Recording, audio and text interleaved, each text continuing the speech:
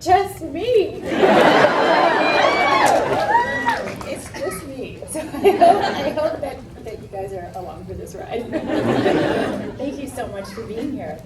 Thank you. And I am my own moderator, so I don't have any questions for myself. So I can say that it's really a really nice welcome. You know, we walked off the set 2.5 years ago, and to come to these things and see all you guys and just as much excitement as ever before is really touching for me. And really lovely, and it's great to see a lot of familiar faces and new faces. And I will answer pretty much anything and everything. So if there's anything in specific you'd like me to discuss about the show or anything like that, please ask away. What are you working on now? What am I working on now? Besides your kids. Yeah, that's pretty much it, I gotta be honest. But I am getting back in the game after a longer than intended break. So we'll see. We'll see. The sci-fi world could be calling my name again. Who knows? It could be very cool.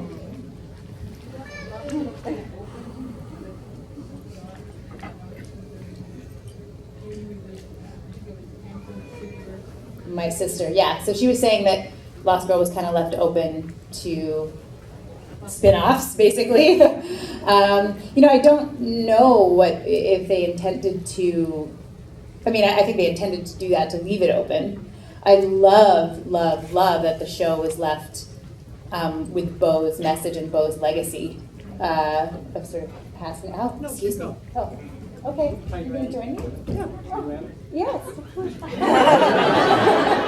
If you don't need me, I'll go. No, be here. Are you my moderator? Oh, good. I have a moderator.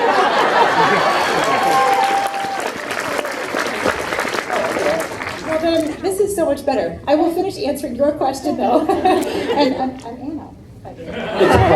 Hi everyone, my name is Ben Blacker. I'm the creator and moderator of the Nerdist Writers panel, the Nerdist Comics panel. I'm thrilled to be here. We don't have time for the rest of your questions. What have you guys talked about? What's going on? Not a lot yet, I have to be honest. We just got started. So Do you want to finish answering that? I do. I just thought it was really nice that you know, Beau's legacy was really left to be passed along to a younger woman.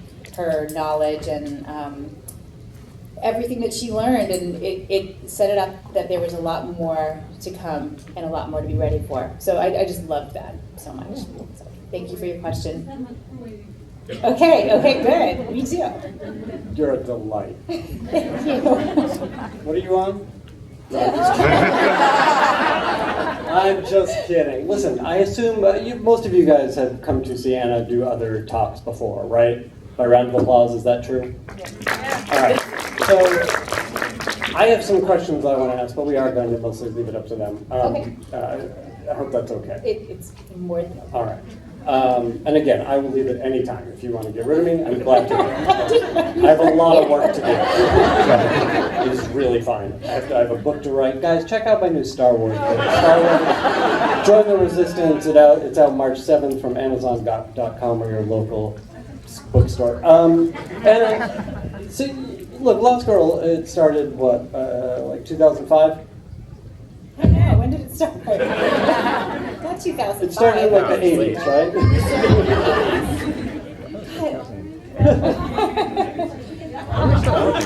When did we start? Well, like, what is it now? 2017? Could have been last month. My point is, 2010, thank you. My point is, you were a working actor before this. You know, you had done series, you had done guest spots and things like that. I'm curious to hear about why this role was different for you. What led to this role? What was the audition process like? You know what? I actually still have my audition tape. Let's put it up. No.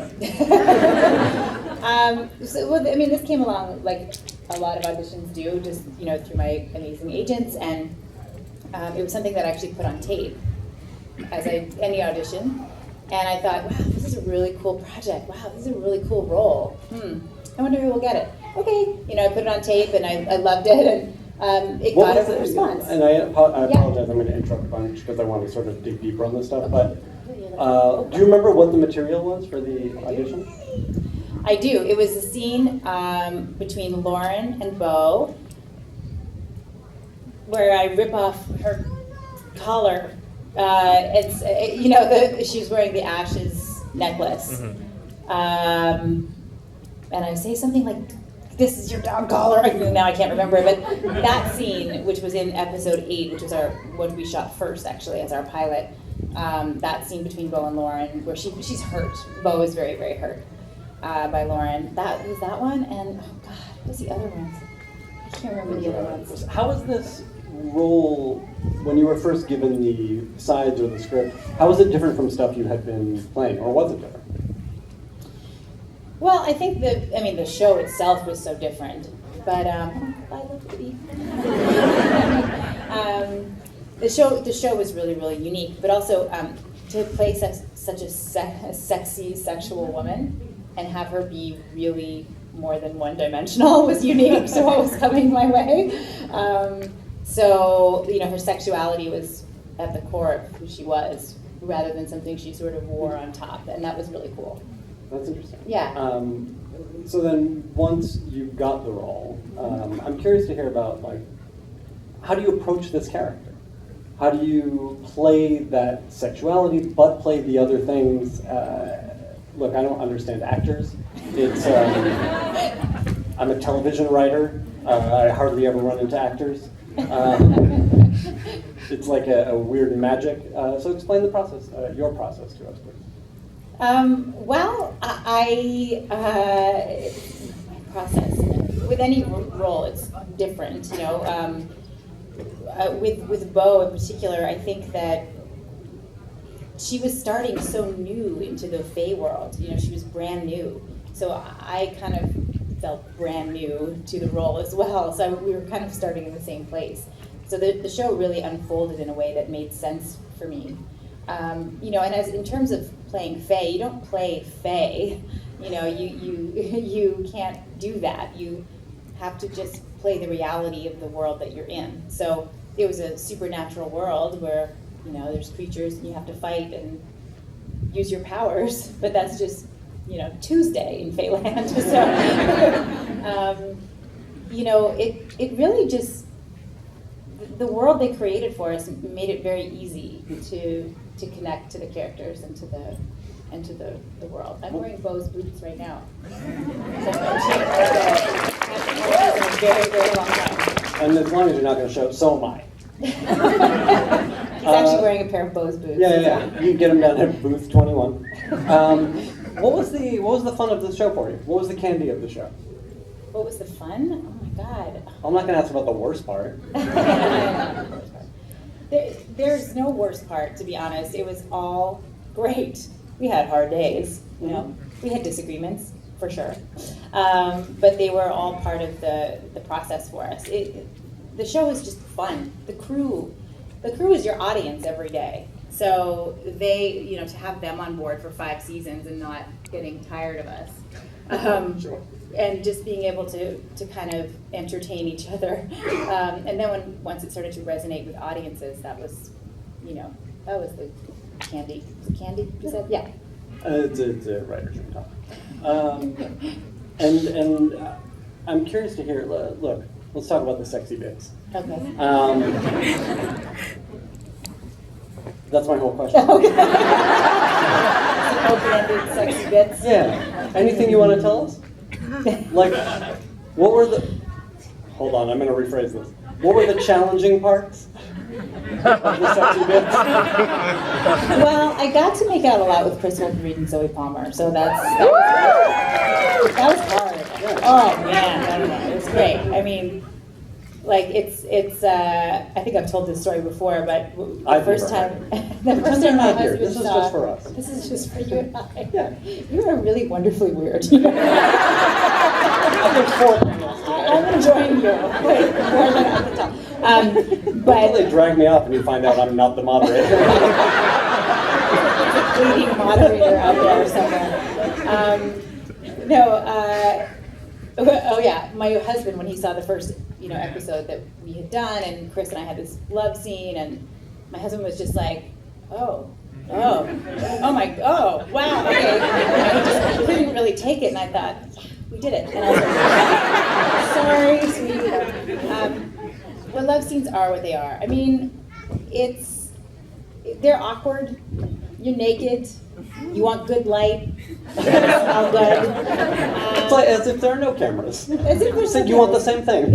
Yeah, but there are cameras and people. It's called a closed set, so they have the minimal amount of people on set. I've been on sets doing love scenes where some people have to wear hoods so they can't see you. So this is kind of weird. So some people are hooded and these are it's odd. It's something my husband and I like to incorporate into our own love life. Get that eyes wide shut shit. But it was as comfortable as it could be. I think I have had my fill of love scenes. I don't know how many are in my future. It feels like you've taken it for the whole team.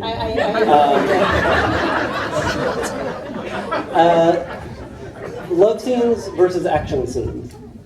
Or maybe love scenes are a kind of action scenes. They are. But like, tell me about the different skills involved and the different kinds of, like, I would imagine for either one of those, it's sort of hard to be in the moment, which is your job as an actor. It is. I mean, you know, love scenes too, you just have to go for it, otherwise it doesn't work. So you just be in the moment. You're right, that's what you do. Yeah. All right. You're wise, very wise. Well, I read a lot. You have anything else you want to talk about? I don't know. Do you have anything to plug? No. We'll get out of here in 20 minutes. I don't have anything All right. coming up. I've taken a very long break.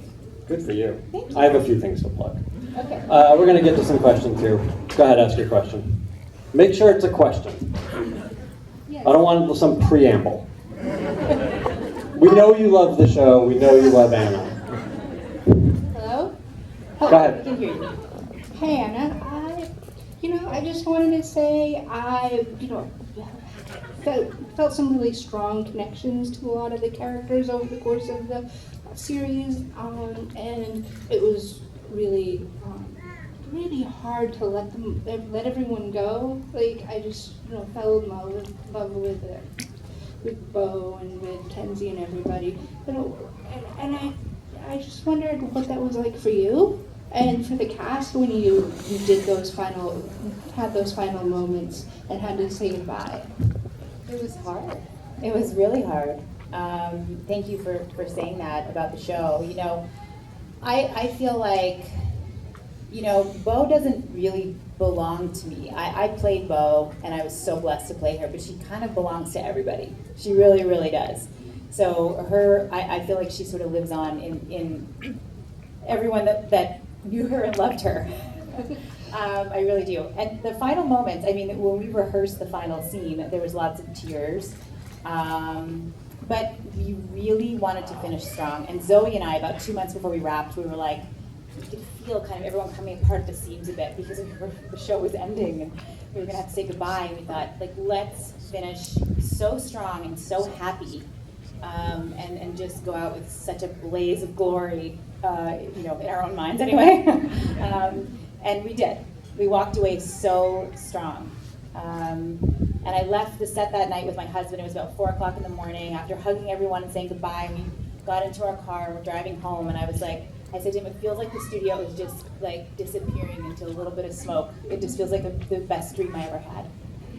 Oh, now you're gonna make me cry.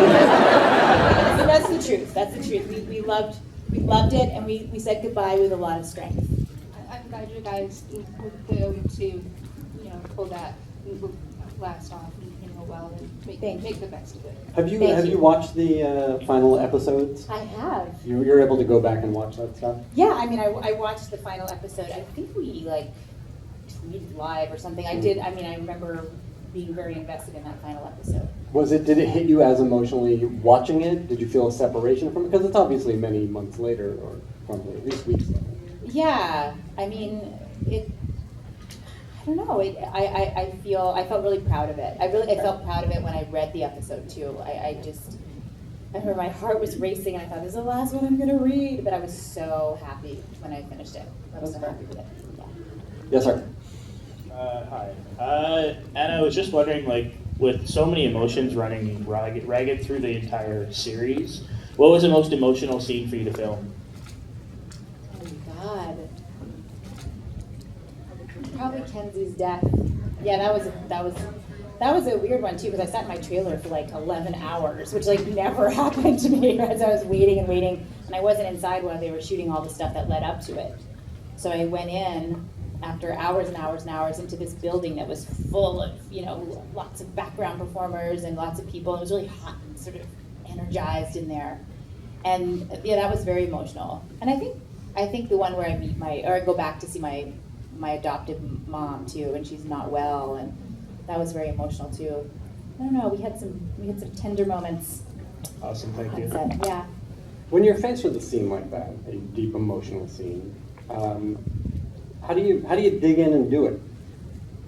Do you revisit sadness in your life? Are you in the moment? No. Are you playing that character? What are you doing? I mean, I'm sure all actors work very differently when it comes to stuff like this. For me, it has to be in the truth of the moment. If I start to think of something sad in my own life, it doesn't connect for me. You can think of sad things in your life, you don't burst into tears. They sit in you. So for me, I have to definitely play the moment. I think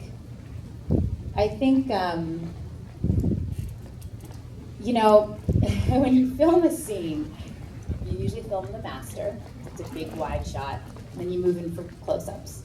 If you're filming an emotional scene, that's a shitty way to film because you want to have your performance be in your close-up. So I think the scene with my adoptive mom was the first time I had the courage as an actor to ask that my close-up be first.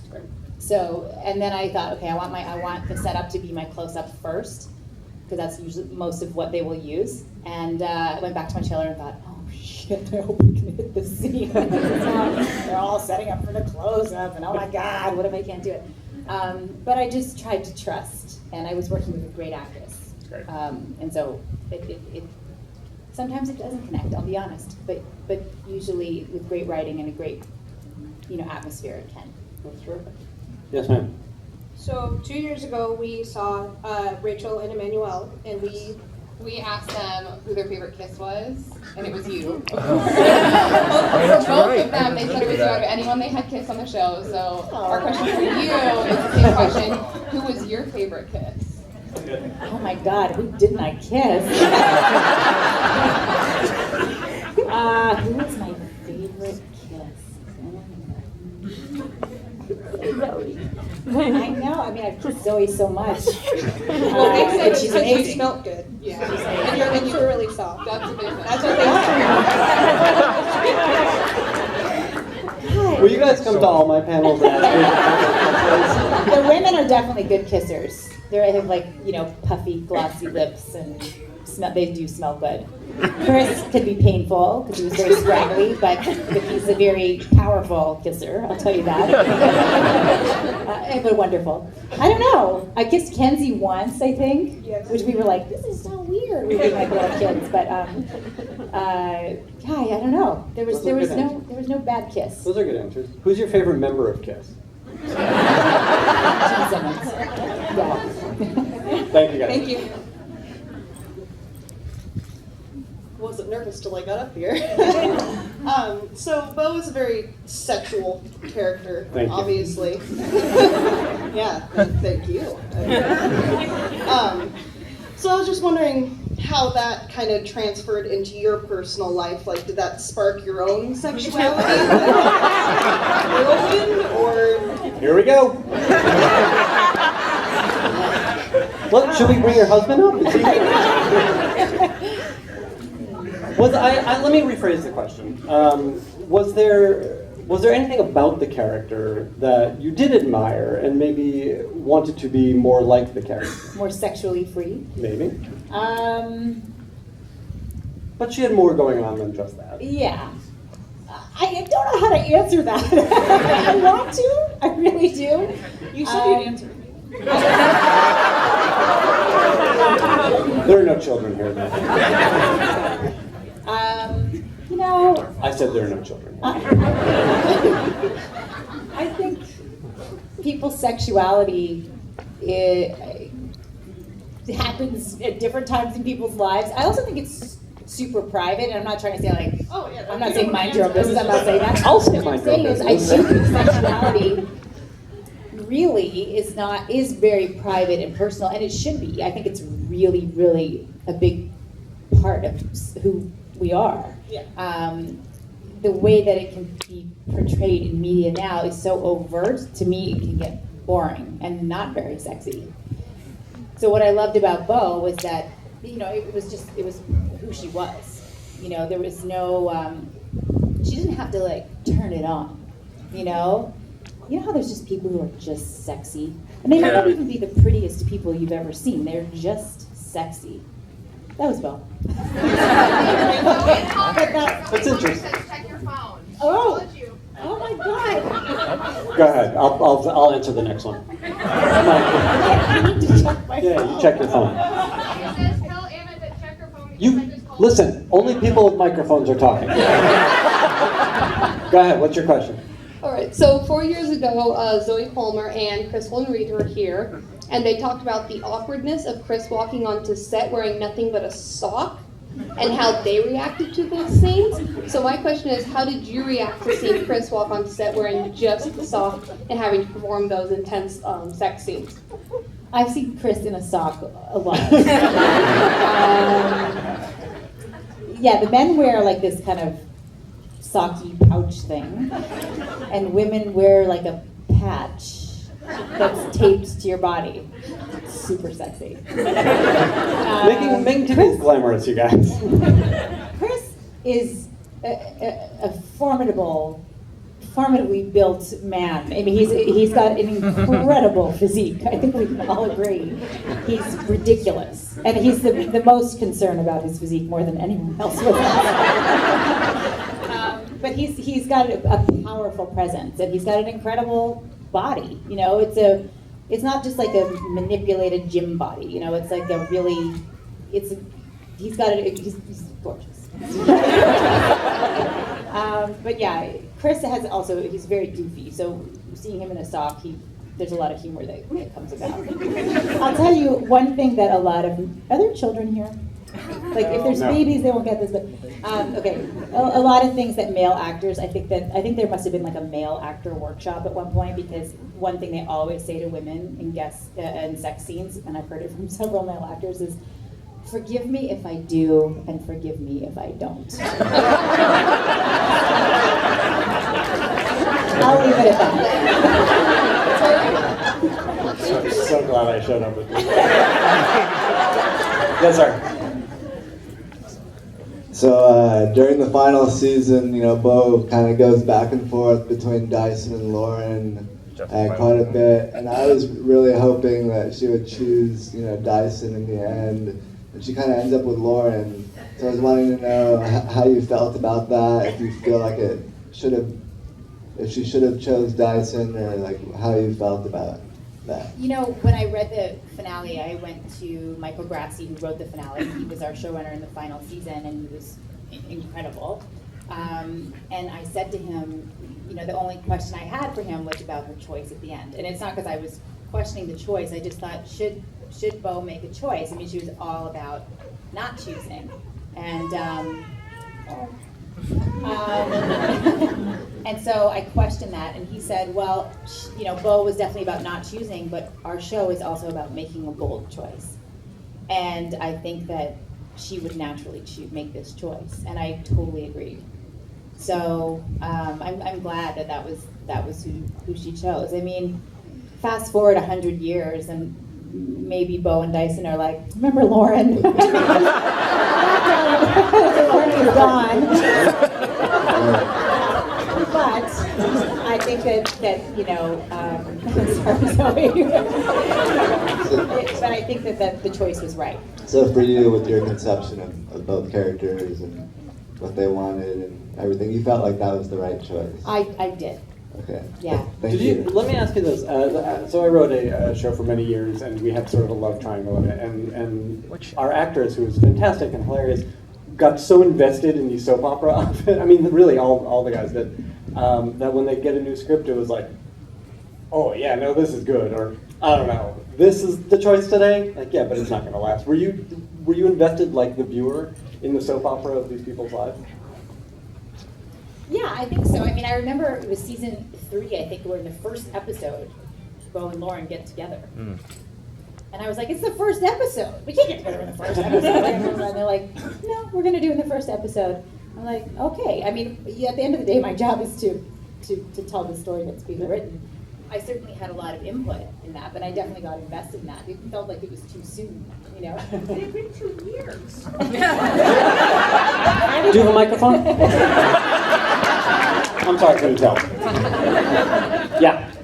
Hi, Anna. My name's Lacey. I'm a big Last Girl fan. Actually came here with a group of people dressed as the cast of Last Girl. Cool. Beautiful. My question is, as you journeyed into Bo and pushed on your own boundaries as an actress, what did you learn the most about yourself as an actress as you experienced this Lost Girl? I learned how to really truly support people. I learned how to support myself, and I learned to really just pace myself as well, and really try to enjoy the moment rather than let it tumble over me and be gone. So those were the big positive things for sure that I learned. That's a good answer. What did you learn from watching the show? Oh, jeez. Don't get me started. It's fair, right? Quite a lot, and it's become one of my favorite shows. I was never a particular sci-fi fan. I'm not a particular fan of anything in that genre, but I became a fan very quickly, and I really, really enjoyed your role in it. Thank you so much. Thank you. Thank you very much. Hello, everyone. So my question is actually more to do with like the costuming side, because each of the characters has like a really, really distinct aesthetic in it, and I love the Bo aesthetic. It's pretty much what drives my wardrobe these days. But I was wondering if there's anything that you kind of got jealous of for the other characters, because like Kenzie got to wear a lot of color and a lot of like really frilly, crazy stuff, and you're mostly like in the leather and the corsets and the black. So I was wondering if there was something that you're kind of like, I wish Bo would venture that way sometimes. I don't know. I got to wear stretchy leggings a lot. So I was really lucky that way.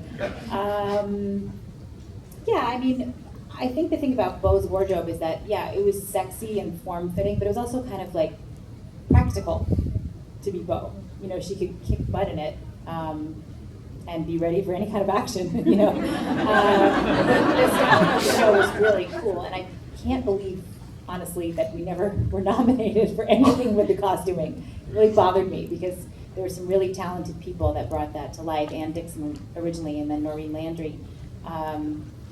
But costuming and hair and makeup tell a story, and you don't really realize that until you're doing, on set and realizing that if you're watching something on television and something feels off, I think Zoe is actually trying to get a hold of me. Answer it. But yeah, hair, makeup, and wardrobe tell a story. So you got to know each character because of that incredible wardrobe. And I'm glad you noticed. Thank you. Thank you. Just pause for a second. You do that. If I can.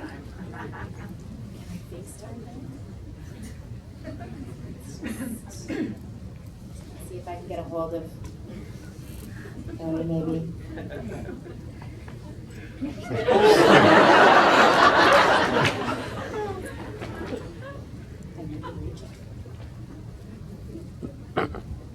This is great.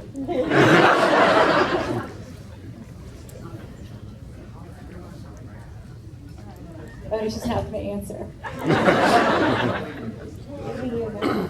Someone tweet at her. Tell her we're trying to reach her. We'll leave her a message. I know, she did.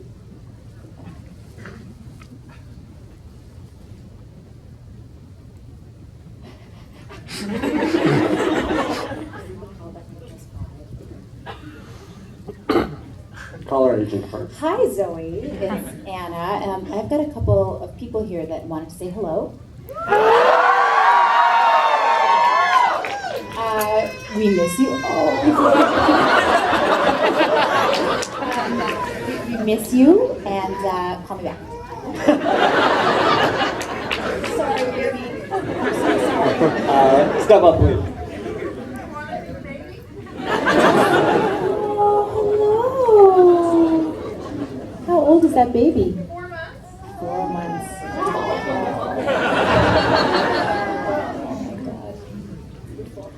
Bella is such a femme fatale and such confidence. Did you find yourself taking on some of her attributes, like if you were a shy person, now you're super courageous, or just different traits? Yeah. I mean, the thing about Beau's confidence is it really came from, a true development of strength. I mean, she wasn't just confident. It was not one-dimensional. She really had to embrace her fear to be super confident, which I think is really, on the flight last night here, I sat next to this lovely man who we were talking about heroes, and because he was coming to this convention as well, and I was thinking about what he said, because heroes don't have to win all the time. They don't have to, they have to fight all the time, and they have to be brave all the time. This is not now my husband, I'm sorry. But they don't have to just be confident. There's a real struggle there, and there's a real fight for those around you. And I thought that was really an interesting thing that he and I had spoken about, and I think that sort of ties into Beau's confidence. Yeah, sorry. So my question is, I guess, since Lost Girl started off as a Canadian show before we picked up on sci-fi and brought it to the U.S., do you have a preference as to which television market you like to work in? Is there a different culture in the Canadian television market and the production side of things versus the American market? Or do you see more interesting shows being produced in Canada versus America? Or I guess if you could speak a little bit about that, that'd be really I mean, that's a great question. I just think television has changed so much that it's an international market. I think there's so many networks with great television, great actors, great stories.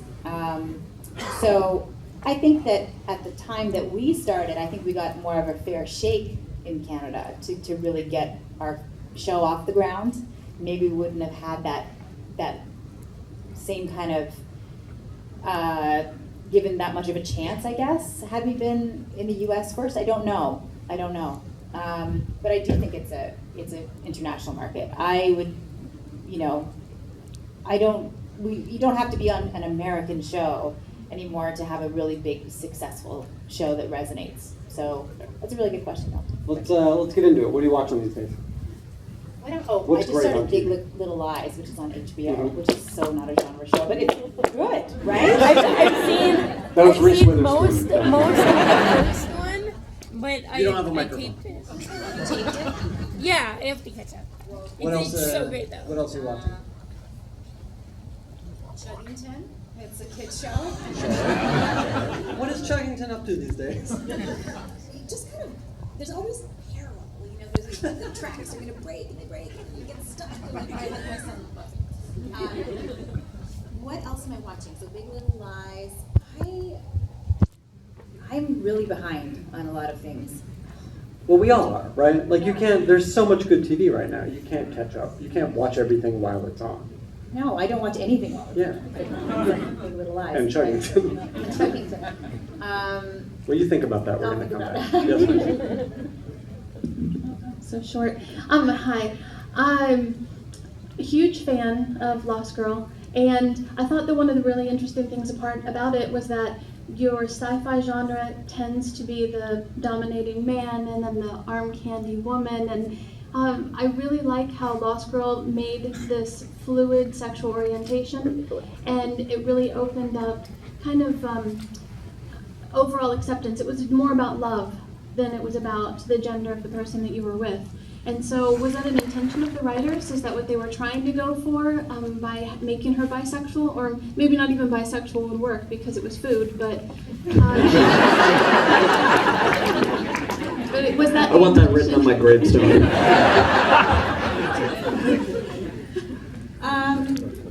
Was it intentionally subversive, do you think? I think it was intentional. I mean, I think that it was there in the pilot. Whenever I say pilot, I'm talking about episode 8, just because that was what we shot first. Episode 8 of season 1 was our pilot, and then they went backwards and told the story until episode 8 and then beyond. But when I read that script, and it was already there. Michelle Lobretta had already created that world with that intention. So and then our incredible team put together a whole arc that lasted quite a while. And I think that was a really important part of the show. I mean, it was about love. Were you a fan of genre storytelling before that? I mean, yes and no. Not in any kind of huge way. I just liked good stories. So I watched Buffy. Wrong crowd, I watched Buffy. But I also watched not Buffy. I can't remember what else I watched. I just liked good stories, and I always was drawn to female leads. I mean, even to this day, my husband's like, "We should check out this show." I'm like, "Who's the female lead?" And what does she do? Because that's just what I love to see. Was there stuff you watched as a kid that made you say, "I want to do this for a living"? Well, my mom is actually a theater teacher, and so I grew up watching plays, and so I would sit and play with my toys while she was rehearsing, and I thought everyone was old on stage, and they were like 20. And so I watched a lot of, and she did a lot of, very interesting theater too, so I watched all kinds of things. And then on TV, I mean, I loved Wonder Woman, and I spent a whole summer dressed as her. I know I've said that a lot, I really did. But what did I see? I mean, I remember The Bionic Woman. I remember a really old movie that was actually Helen Hunt was in it. And I didn't know it was Helen Hunt until many years later. And it was called like the Kathy Miller story or something. This is about this woman who gets hit by a car, and it was so dramatic. And then she has to recover. And I remember thinking, wow, that's so cool. Like, what a cool story. It's interesting to me that, I mean, there's something about growing up surrounded by people who are acting that makes it a feasible job for you, whereas it might seem very distant to it makes it a feasible thing to experiment with, but when you come from a smaller town, which many people do, you don't really think about making a career out of it, actually getting paid to do it. I was in plays when I was a kid. I played a squirrel in the local production of Hansel and Gretel, and I would go hop across the stage and eat a carrot and then go home to bed. I mean, that's what I did. I was in local commercials and that kind of thing, but it didn't feel like a career. And then when I was in university, or just before university, sometime during university, I had a couple of movies shot in my hometown, and I went to get a job on them. I was going to work on the crew and learn about being in the movies. And I remember my job interview was this guy with a cigar. I mean, like, come on, right? And he was like, pay as shit and you're going to get yelled at a lot. I'm sorry, there's no kids, right? Pay as crap and you're going to get yelled at a lot. Do you want the job? And I was like, yes, I do. I really do. And I learned very quickly that I did not want to be on that side of the camera. I mean, I always wanted to be an actor, but I learned a lot, and I learned a lot of respect for what everyone on that crew was doing, how hard they're working, and what they're bringing to the creative process and how much they're nurturing it. So it was a really good experience. Yeah. Yes. So my wife and I were huge fans of Tamsin, and your guys' chemistry up until you became a couple. And our thoughts were kind of like, what do you think about how that kind of happened, of how it kind of weakened Tamsin after you guys became together? Or maybe you don't think it did. Well, weakened Tamsin or weakened the relationship? Tamsin, because she's got all needy and clingy and not really badass anymore. It was discussed, actually, because what worked so well about their relationship was that it was so adversarial, but also so respectful. But she had feelings, and that's what happened. So it was just, that was the story that was told. It's interesting to see the different sides of these characters under different circumstances. It is. I mean, that's not something that you would expect from Tamsin necessarily, but she fell in love. Yeah. But good question. Hey. Sorry. That's okay. I have a cold. Take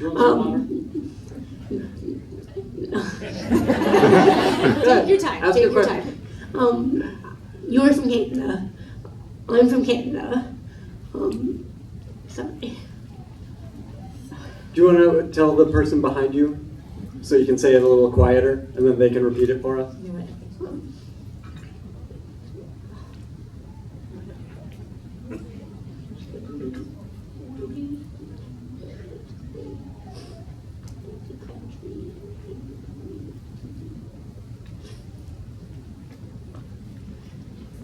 She wants to know where you think Canada is going in the way it changes in the way that they make TV now. Well, that's a very good question. I think that Canadian television has, I'm from Canada. I grew up watching, I don't know if you're from Canada, so you might remember The Littlest Hobo, which was and the Beachcombers. I mean, but The Littlest Hobo was about a dog who helped people. How Canadian is that?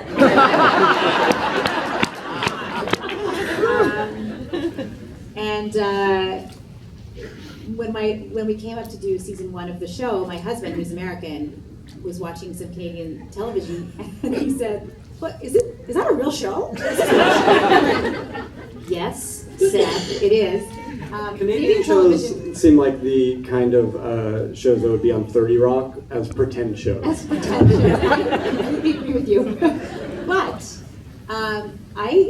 I do think Lost Girl was the beginning of a wave of Canadian television that all of a sudden, the first season I kept hearing, "Your show doesn't look Canadian, your show looks so American." And I said, "Thank you." And that was actually part of my question. Yeah. Because Lost Girl came first, and then a couple years later we got Orphan Black that hit really big, with help from BBC America and stuff. So I was just wondering, in that direction, where do you see? Do you think that Canada should go make more genre stuff, or do you think that you would see more non-genre stuff coming out of Canada? I think the playing field's pretty level now. I think Canadian television can be any kind of, it could be a genre show or not. And the stories that are being told on Canadian television now are incredible. As you say, it's an international market. It is, and the talent there has always been amazing. It's I don't know what it was about Canadian television that had a very unique kind of earnestness to it. But what could it be? Canada? My husband still jokes that we wear acid-wash jeans. I think an interesting point to trace, though. I think Lost Girl was sort of a watershed show in many ways. It really was. I wonder, do you guys get recognized in that way?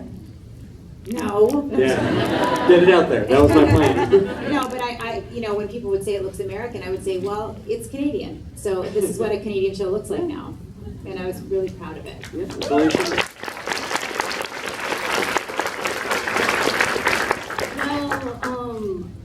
what was one of the funnest, most memorablest moments in Lost Girl? What was the most funnest parts and most memorable that will stick in your memory forever? Oh my God. Are there scenes, are there episodes, are there even interactions that you had in that span of time that to you sort of encapsulate what it was to make that show? PG-13, Anna.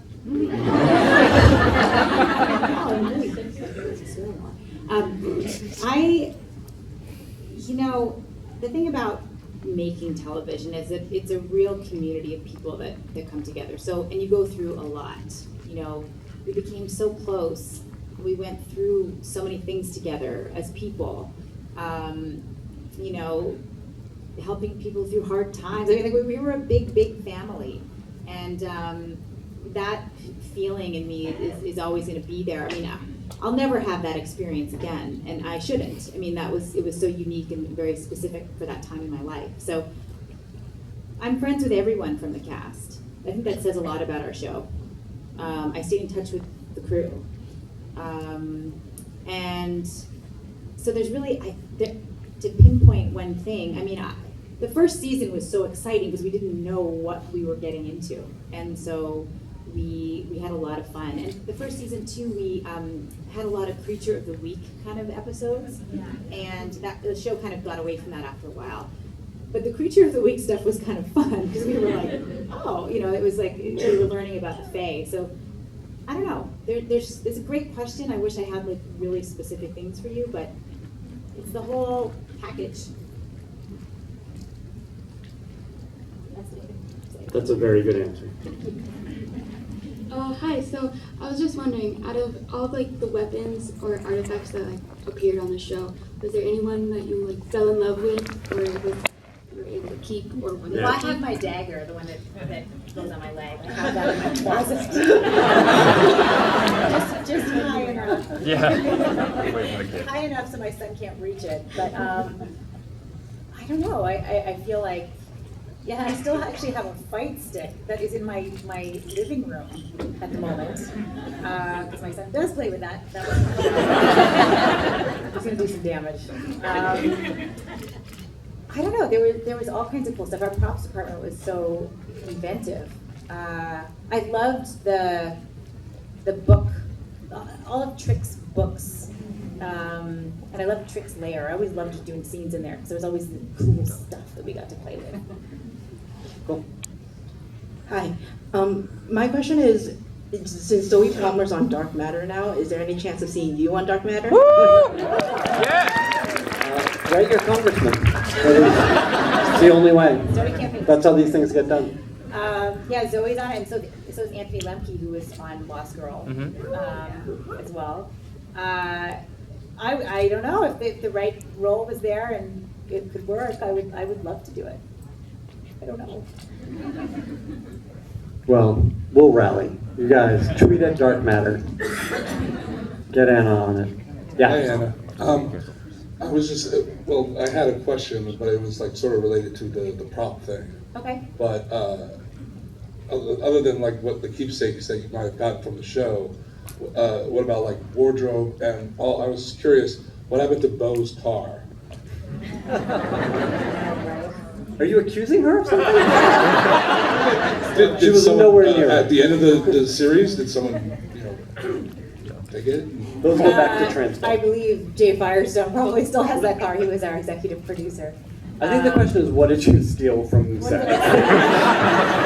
Well, it was What can you admit? It was kind of given to me. I have a Or lot. did you have a favorite outfit that you wanted to take? I have so many of Bo's clothes. The thing is, I live in Southern California, so it's too hot there to wear. But I have a lot of her stuff. I mean, I am wearing her shoes right now, her boots. I have a lot of her lingerie.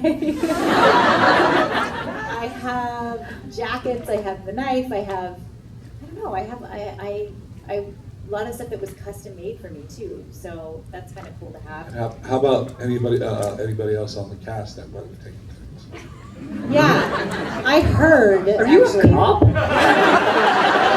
Because the show was so awesome as far as the props and what the I'm people with were you. using. I was wondering, like did Tamsin want a certain artifact or did Was it a free for all at the end? Were you just grabbing like supermarket sweep? It was. I mean, everything was tailored for us. Trust me, when you try clothes on in a wardrobe fitting, and then they're like, "Well, take this and do this," and they put all these pins, and then you go to try it on again, and it looks amazing. You're like, "Wow, everyone should just get their clothes tailored." And that's really. But when things are made for you like that, it's nice to be able to take them home. So everyone kind of got to keep. Chris got to keep a lot of his stuff. Rick, I think, everyone did. Tweet at him, ask for quick pictures. Thank you. We gotta get through these last few questions real quick. Her name's Tamsin. I'm not just calling her Tamsin. Do you mind bringing my purse over? And I'll show you guys what one of my little crew gifts was to the crew. In the meantime, yes. What is your question? Was Bo written in a specific age range? Because I found it very refreshing that she wasn't like a young teenager. Or was it they were just searching for the right actress and then they found you? I believe it was the latter part, because Bo was originally 22, And you were only 18 when you And started. I was like 15. Yeah. She was originally 22. I was much older than 22. I was 35 when I booked the show. So I always say I booked my ingenue role at 35. So they made her, I think, 29 or something, or 28 or something slightly more realistic. But yeah, she was originally supposed to be a bit younger, but I like that she wasn't super young because she had that past, and a lot of pain from that past. She had to be a fully blossomed woman, I think. Awesome, thanks. I think you were really well cast. Thank you very much. Every crew member has one of these, and it has a little engraving on the back. I gave them other stuff too. Yes, Captain America. Okay. So I loved that at the center of the show was a really healthy female relationship between you and Kenzie, and I loved how they stayed respectful of that through the whole series. And so it made me curious, do you know what the ratio of women to men writers was on the show? Well, it was different every season. We had like a core group of writers that were pretty much always there, and then different people brought in. I don't know. There was a lot of female writers on the show. Yeah, it seemed like there was a lot of feminist perspective that went into writing it. There was, but there was also from the male writers too. Each writer brought something different, and the thing about being a writer. I can't wait to hear it. I don't know anything about it, but I do imagine it's hard to come onto an existing show and find the voice of characters in a really honest way. Sometimes, if we had a new writer come on and I would see the script come with their name on it, I'd think, okay, let's see. Let's not like see how they do. It's not that. It's just that it's a hard thing to do, and I have to say that 9 times out of 10 with almost every script I read, it was pretty bang on. They brought some great people in, and if anything felt a little bit off, people were open to making those changes. So our writers were incredible. And I'll say to the credit of the entire collaboration from the writers to the actors to the directors to the crew, the show had a voice, and it was the characters had very specific voices, and the show had something to say in addition to all the fun genre or soap opera stuff. So I imagine it was not a difficult show to write for.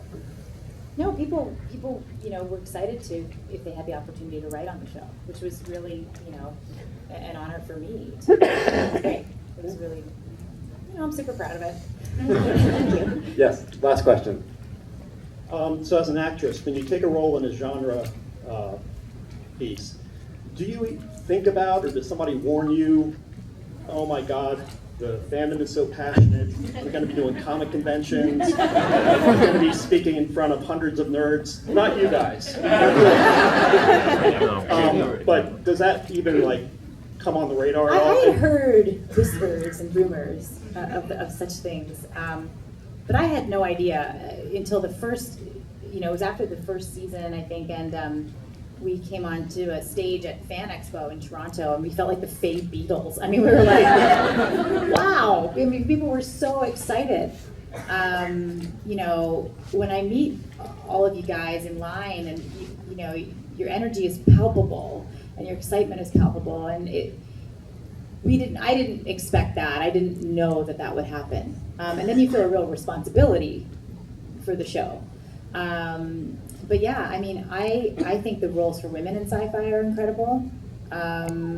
People have asked if I would do sci-fi again, and of course I would. I mean, it's really about the role, not about the genre. And I don't know. I think that I've been very, very blessed, and to come to these events and see. Maybe, 10, 15 years, and I have 4 people still here.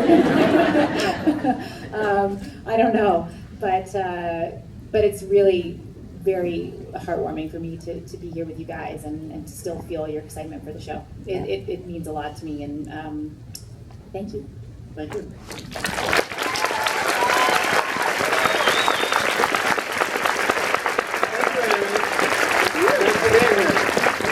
Thank you guys for coming. You'll be here in 10 years to see her, right?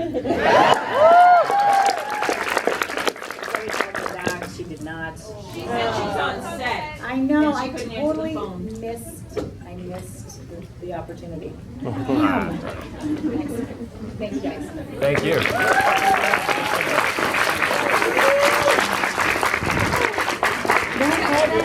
We're good. Don't tell the people about it. Okay. I'm already in trouble for not knowing what